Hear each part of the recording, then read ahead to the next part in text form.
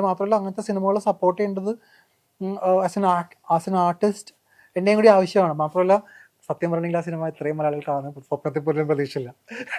അല്ല അതിൽ ആദ്യം ഹിറ്റ് ആവുന്നത് അതിന്റെ മ്യൂസിക് ആയിരുന്നു. അതിന്റെ മ്യൂസിക്കാണ് എന്റെ മെയിൻ റീസൺ. അത് കഴിഞ്ഞിട്ട് ഹിറ്റ് ആവുന്നത് ഈ കുട്ടിയുടെ ഈ കണ്ടീഷൻ ഉണ്ടല്ലോ, ഇങ്ങനെ ഒരു കണ്ടീഷൻ ഉണ്ടെന്ന് എന്റെ റീല് ഭയങ്കരമായിട്ട് ഹിറ്റ് ആവുന്നു. അത് കഴിഞ്ഞിട്ടാണ് ഈ സാധനം ആളുകൾ കാണുന്നു.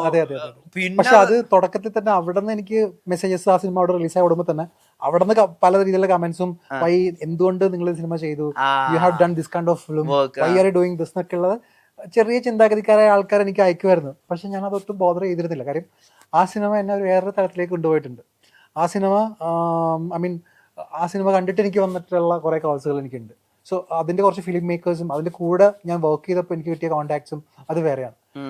സോ ഇവിടെ പക്ഷെ ഇത്രയും ഒരു വ്യൂവേഴ്സ് ആ സിനിമയ്ക്ക് ഉണ്ടാവുമെന്ന് ഞാൻ സ്വപ്നത്തിൽ പോലും വിചാരിച്ചില്ല. ഒരുപാട് ആൾക്കാർ ഇപ്പോൾ കണ്ടിട്ട് ടെക്സ്റ്റ് ചെയ്യുന്നുണ്ട്, കളിയാക്കുന്നുണ്ട്, ഫാമിലിയിലെ മെമ്പേഴ്സ് ഉണ്ട്, വാട്ട് ഹാവ് യു ഡൺ എന്ന് ചോദിക്കുന്ന ആൾക്കാരുണ്ട്.